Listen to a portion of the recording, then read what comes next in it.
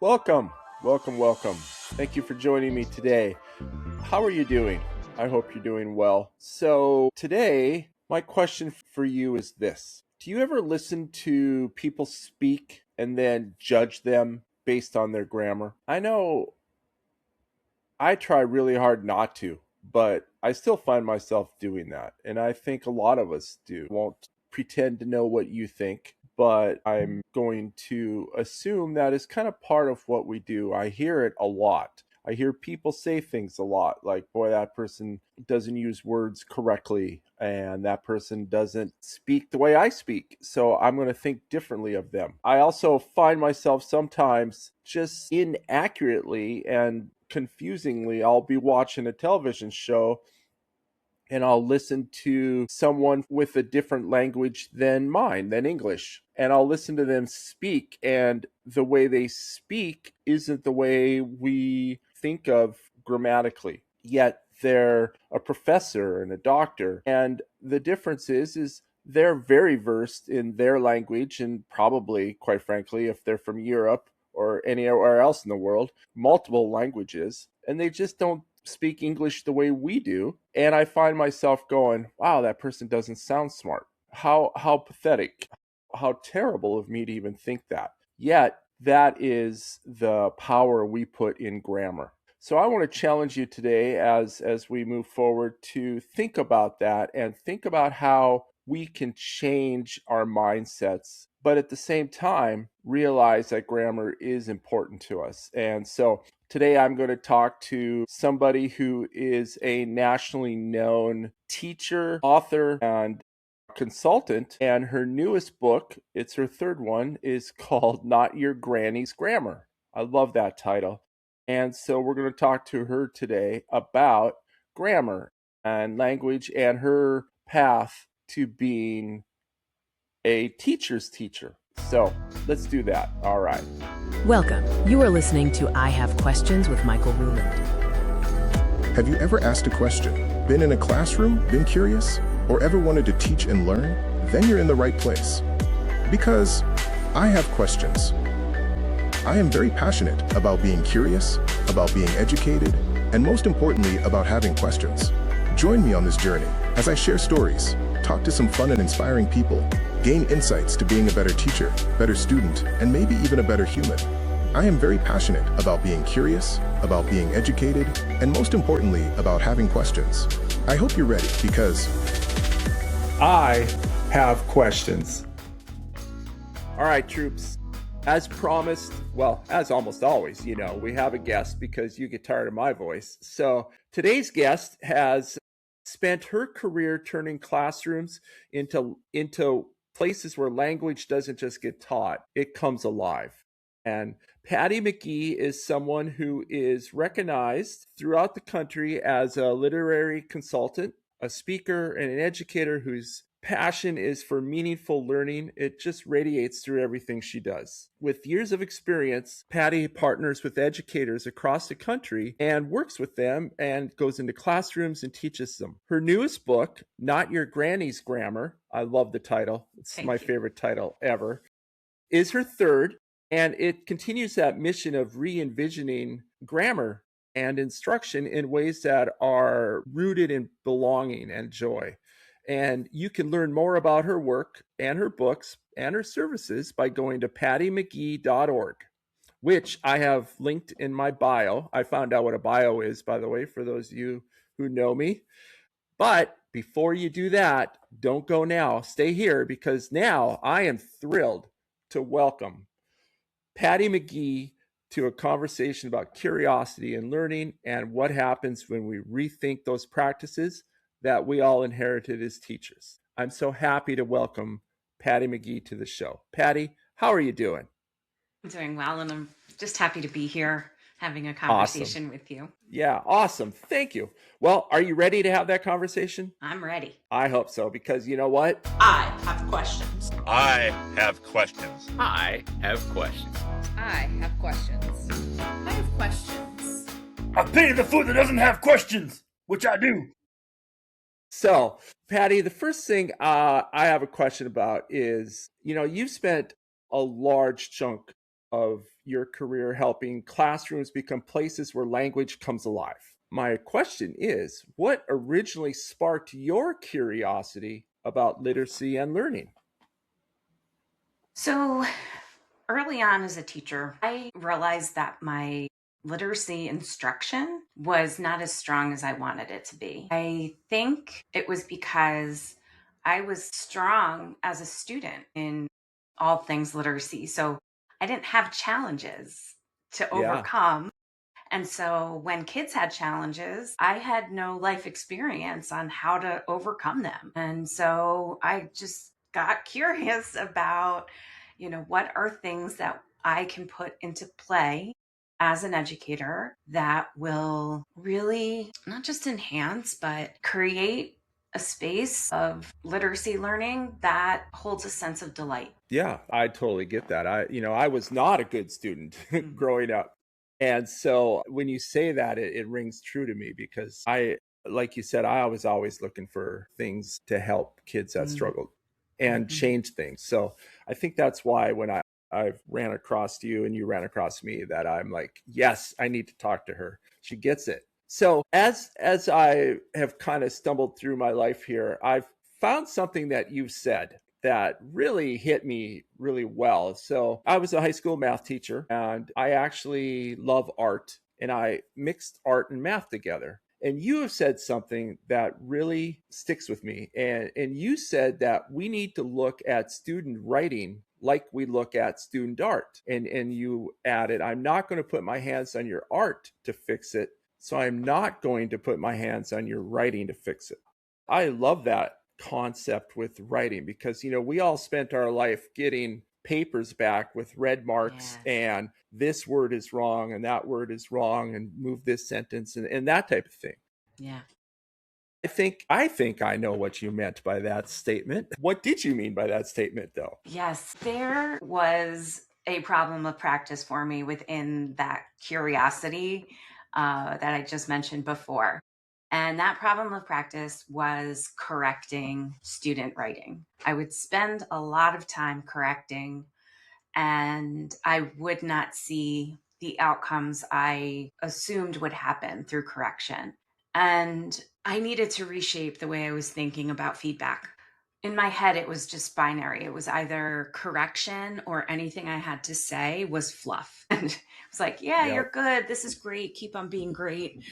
That isn't going to teach anybody anything. It's not specific. It's not useful. But I had to find a place in between. In part of that uncovering of other ways of thinking about feedback and writing is when I encountered one of my mentors in this work, Catherine Bomer, and she wrote about just how we can look at student writing. And instead of thinking in a more punitive and fix-it approach, it's a fingerprint of that child at that age, an adult at that age.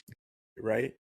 And it's theirs. It's also, she says this too, it's the most vulnerable academic act kids can take on in schools. And that's because of many reasons. Others are seeing it, but it's taking one's voice and correcting it to oblivion. And we have generations now of adults who have master's degrees even who think they can't write. And that is the outcome of years upon years upon years of only correction. And so if we look at student writing the way we look at student art, that can help us shift how we respond. Yeah, I love that. When I saw that, I'm like, oh my gosh, it made sense to me, right? Because going with what you just said, generations of people who think they can't write.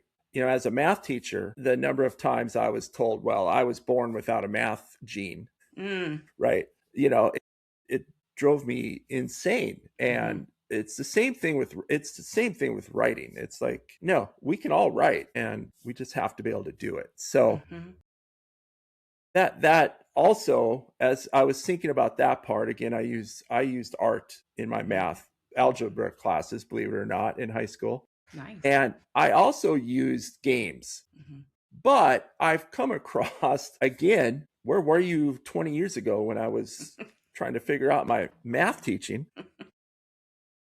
The difference between games and play. And I'm just fascinated by that. So my question would be, how does curiosity then play a role in transforming something, let's be honest, as historically rigid as grammar, right? I mean, we all are like, that won't change, into something that's actually joyful and meaningful, and people get out of that sense of, I can't write. Yeah. Oh gosh. This is a big nut to crack It is.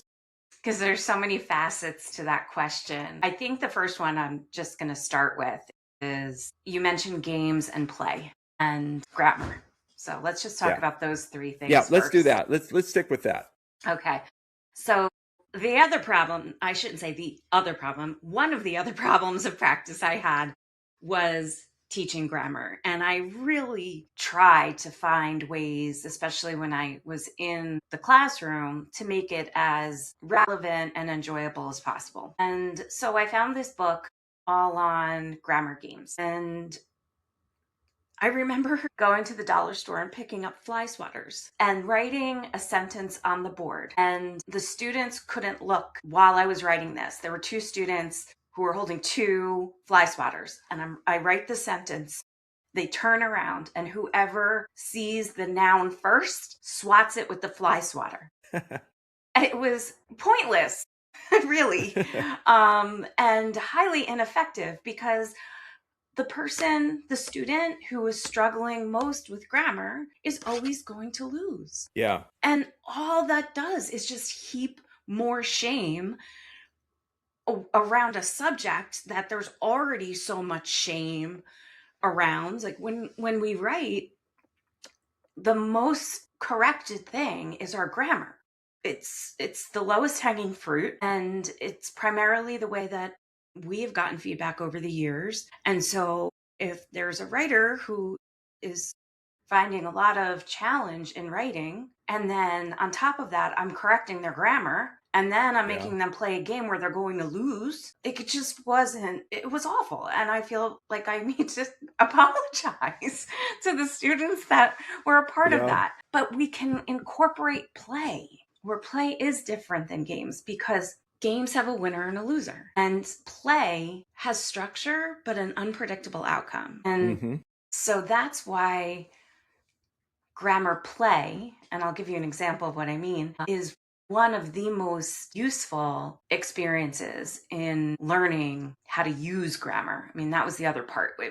I wasn't teaching for usage. I was teaching for identification, and that's not helpful. It's helpful to teach for usage. So a game that I love, and kids really seem to love too, and adults too, when I do this in workshops, is sentences from a sentence. That's one example. And it's grammar play, but I call them grammar manipulatives. So to your math self. Matt, I was going to say, you're talking right up the right stream now. Yes.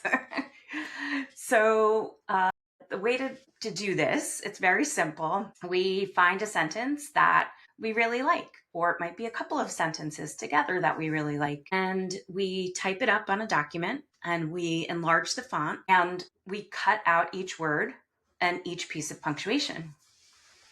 And then we ask students in partnerships to create as many sentences as they can in a certain amount of time.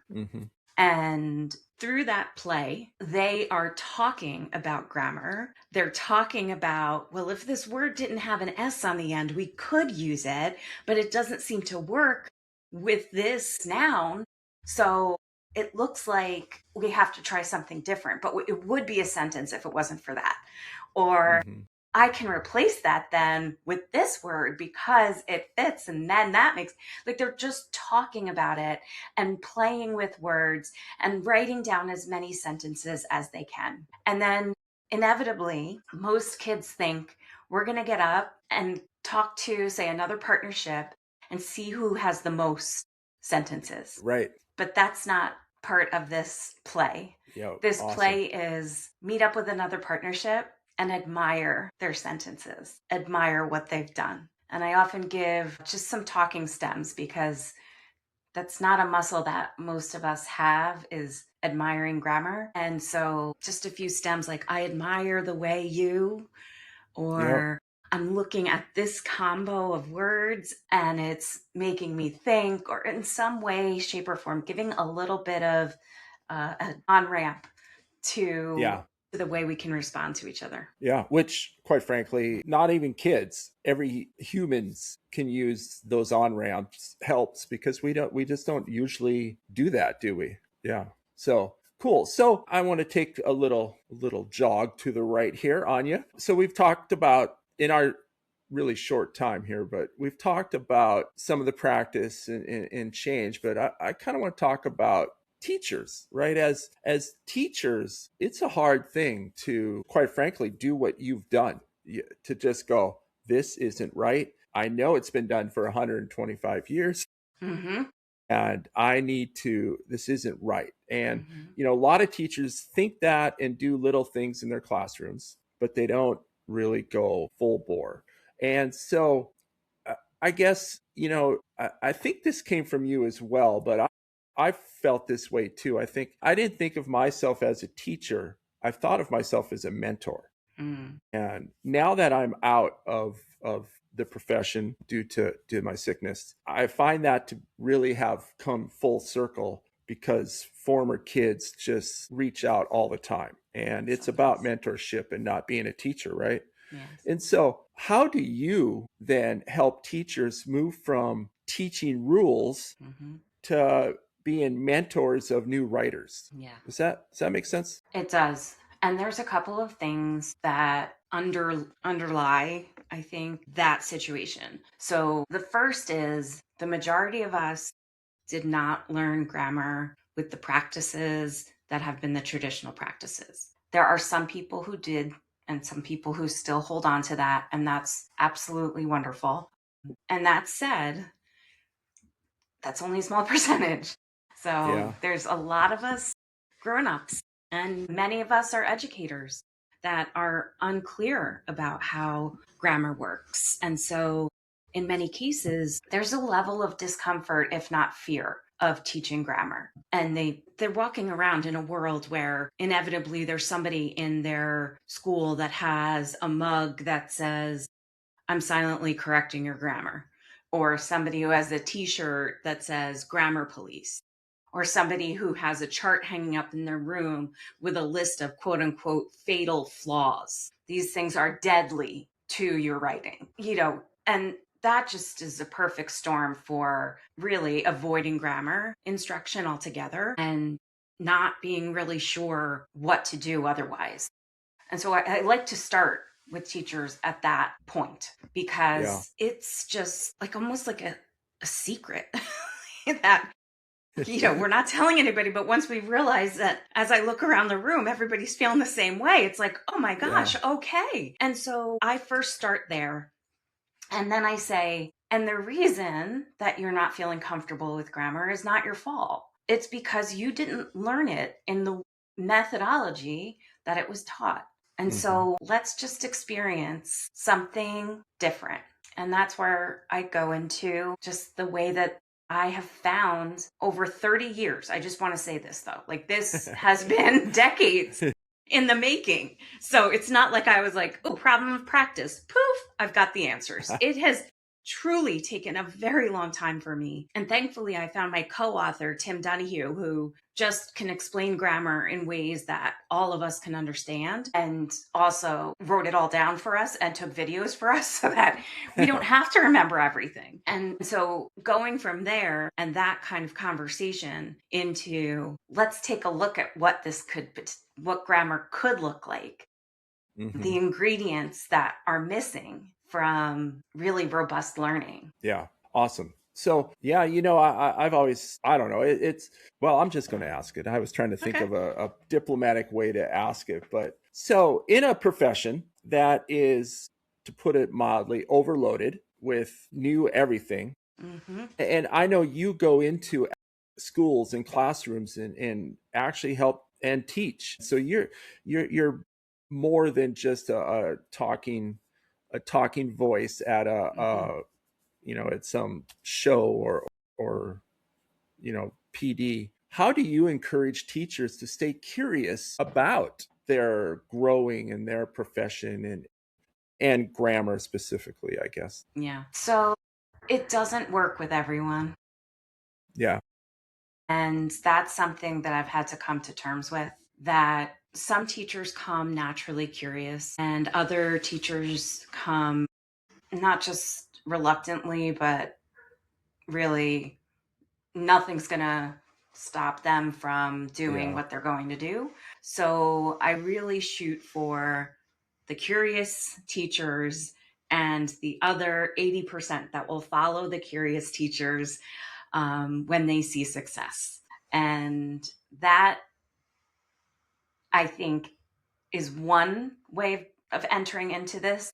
And another way is that I try to be, I hope I am, authentically myself, authentically compassionate about the overstuffed job that they have. And my intention is always to help lessen the load of what's happening.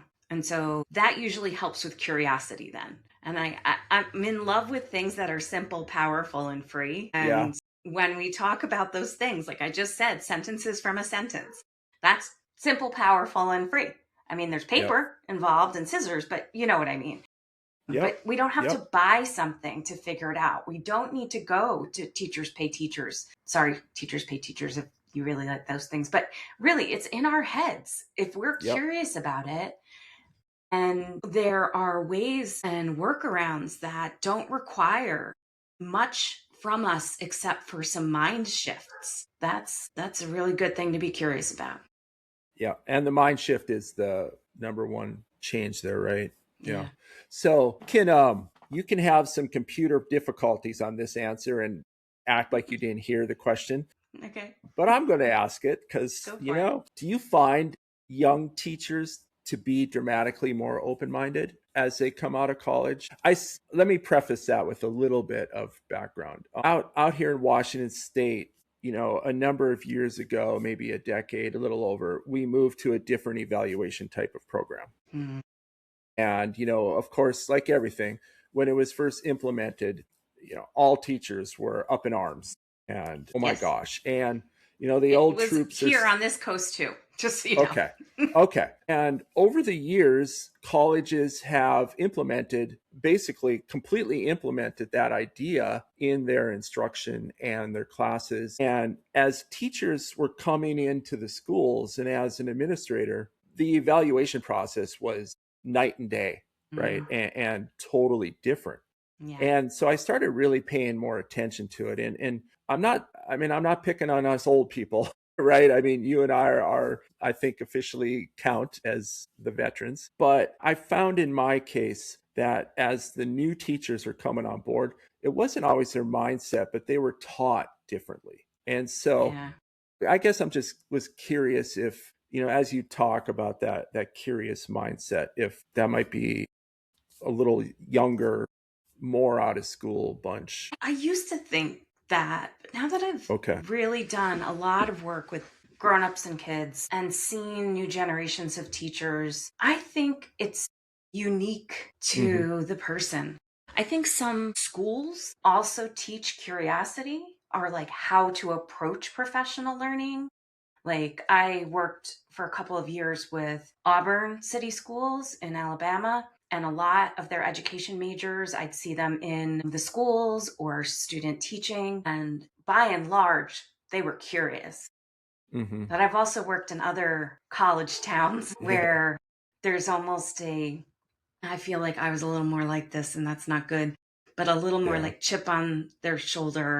Like, I just got out of college. I know it. I know it. You haven't been there in a while, so you must not know things. And that's embarrassing to even admit, but I think. Yeah, I can see that. Cool. Sorry, I thought I like to go into the little deep personal stuff once in a while. It's all good.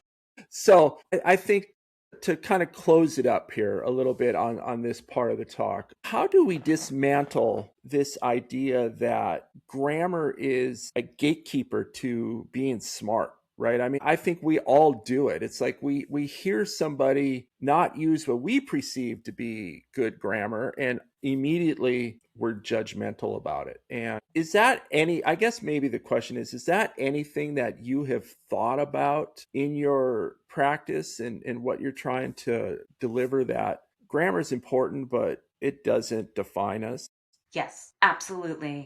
And I just want to share one story and then the way that I think about it. I remember being with an 8th grade class with their 8th grade teacher. I was a school librarian at the time. And I said something. I said a sentence. I don't know what I said. But this teacher that was with me stopped me, turned to the class and said, "How should Mrs. McGee have said that? That was not grammatically correct, as we know. Could you please tell her how to say it correctly?" And I was like, I looked at the class and I'm like, did he just do that? Yeah. What on earth is that? And so, so that just brought right to the forefront, like, what? And great discomfort.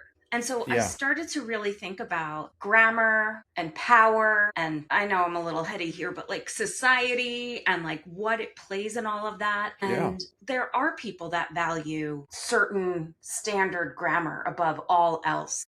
But that's a very narrow way of looking at grammar. There is beauty in language.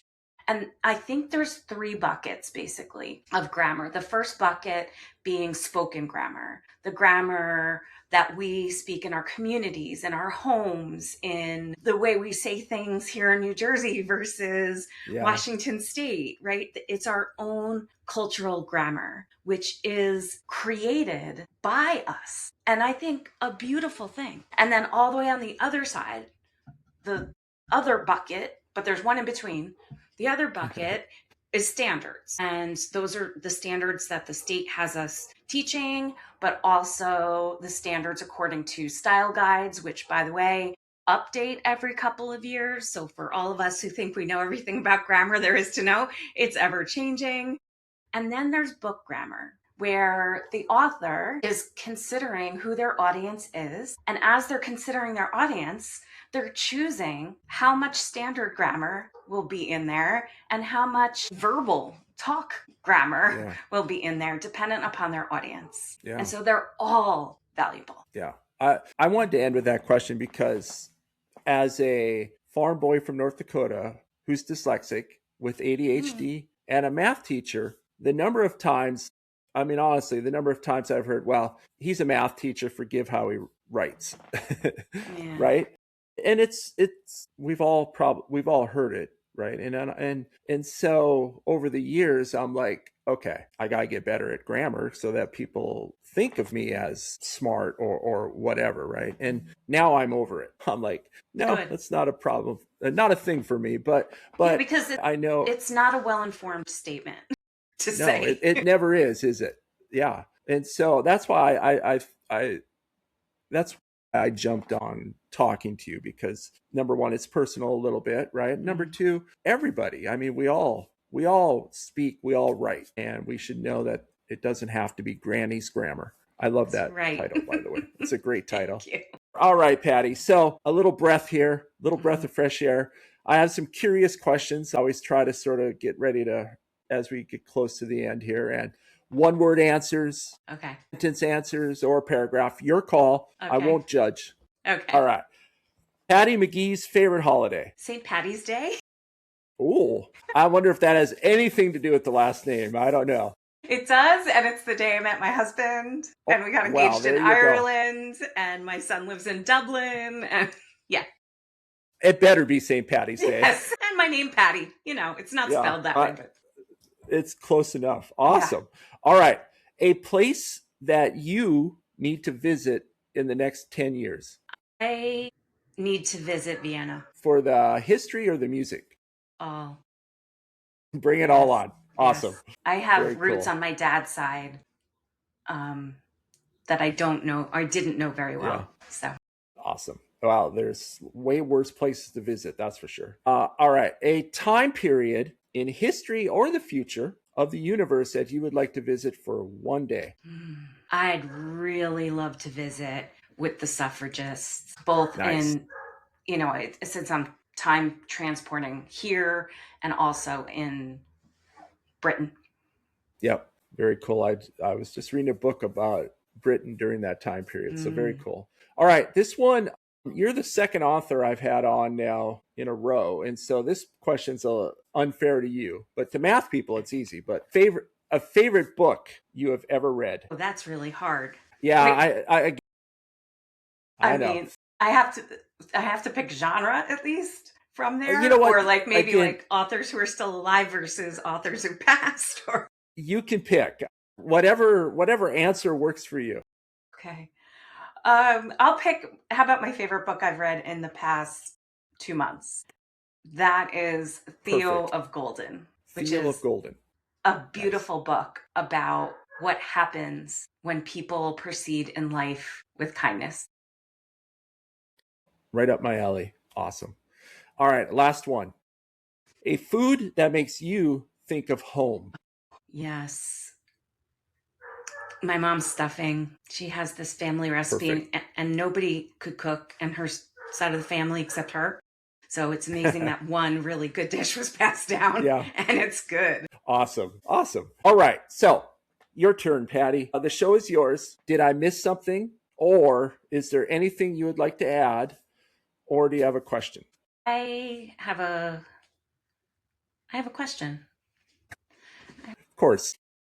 Tell me how the art and math work. The class that I did that in was a pre-algebra class. So freshmen who did not like math, right? And so they're all hands-on kids mostly, and it was something different. But in art, math is key. There's the golden ratio and symmetry and mirrors and transformations and on and on. But my math project, I let kids choose between tessellations, which are repeating patterns of sorts, or polyhedrons. And so they had to research. The first thing they had to do was write a paper where they researched anything that had to do with math and art. So I got papers about the Taj Mahal or just anything. And then they had to do a proposal where they were going to make a piece of art. And they had to explain to me how math was part of that. And so I got everything from paintings of tessellations to a kid welded a soccer ball together where every other hexagon was air. I had a student who, I've told this story before. It really, it was that deep. Yeah. He and I did not mesh. He didn't like school. He didn't like math, but he found something that I had no idea about then. It's called the impossible triangle. It's in Perth, Australia, and it's a metal sculpture. And when you just look at it from a certain angle, it's just this like three big metal tubes that go off into the tules. But when you stand at this one specific spot, it makes an isosceles triangle. Wow. So impossible triangle, Perth, look it up. I will. He actually made one using a mirror, and he figured out where to put the mirror, where to put the sculpture that he made, and then where to put tape on the floor that you had to stand so you could see the triangle in the mirror. I will tell you, I almost retired. I was so happy. Holy crap. Should be. Right. And I had lots of other things. Kids would bake. I had a student of Hispanic background make a Mayan temple out of Rice Krispie bars, right?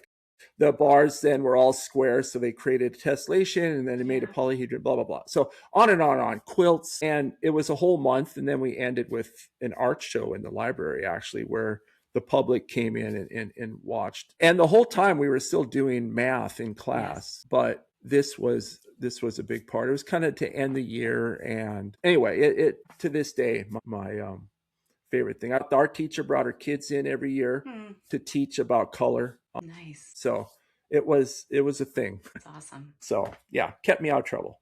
All right, Patty, you are not done. You've got one last thing, and this is easy. One piece of advice to give to a brand new teacher.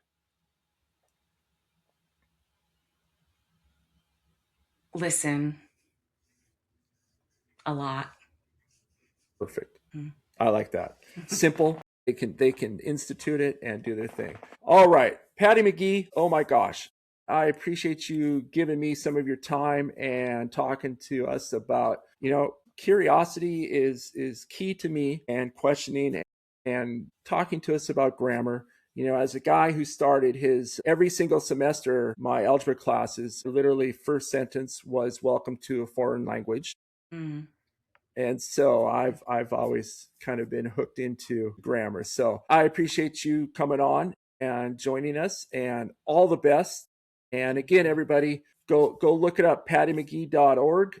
And the link is in my bio, whatever the heck the bio is. All right. Thank you. All right. Bye-bye. Bye.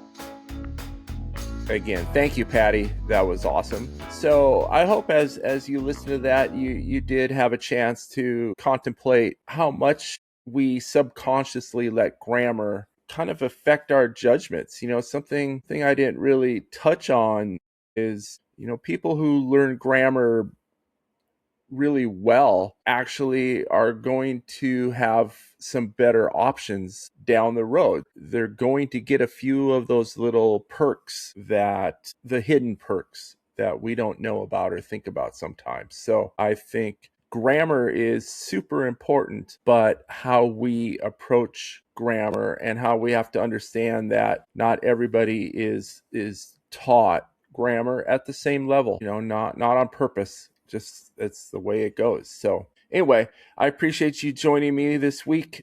I hope you have a great week. As always, please subscribe. Thankfully, subscribing doesn't cost you a penny. How's that? But it does help me. It'd be awesome if you liked this to actually hit that like button. And as always, please feel free to comment. You can reach me by my email. I have questions 2025@gmail.com. Until next week, peace, love, R. This has been a production of SMEB LC Enterprises. Please give us a thumbs up, share us with others, and come back next week for another leg of our journey. Thank you for spending some of your valuable time and energy with us today. This is also a great time to reach out to someone in your life and just ask them, how are you doing? Don't wait. And remember, it is always powerful to have questions.